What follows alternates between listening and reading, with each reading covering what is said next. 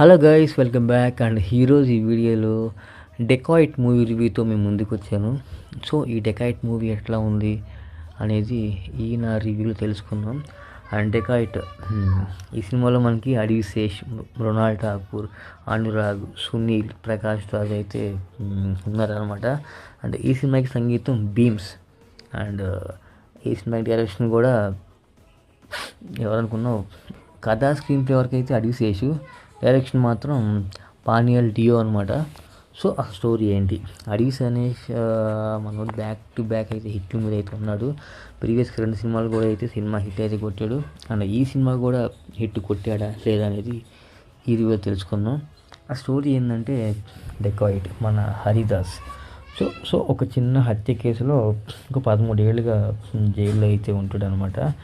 ఆ జైల్లో ఉన్న మనోడిని, అతుల్ కులకర్ని తప్పించుకోవడానికి సహాయం చేస్తాడు. సో అసలుకి మనవాడికి ఒక 60 లక్షల డబ్బు అవసరం అవుతుంది.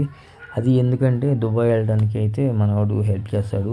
సో ఈ దుబాయ్ వెళ్ళే క్రమంలో హీరోయిన్ మీద పగ తీర్చుకోవాలని చెప్పేసి హీరోయిన్ని ఏదో వేద్దామని చెప్పేసి వెళ్తాడు. సో హీరోయిన్ మీద పగ ఎందుకు తీర్చుకోవాలనుకుంటాడు, అసలు హీరోయిన్ చేసిన మోసం ఏంటి, వీళ్ళిద్దరి మధ్య లవ్ ట్రాక్ ఎలా నడిచింది, సో అతనికి ఎందుకు డబ్బు అవసరమైంది, ఇద్దరు కలిసి దొంగలు ఎట్లా మారుతారు అనేది సింపుల్ స్టోరీ అనమాట. సో ఈ డెకాయిట్ గురించి చెప్పుకునేంత అయితే ఏమీ లేదు. సో ఇదే సింపుల్గా అయితే ఇట్లా ఉందనమాట.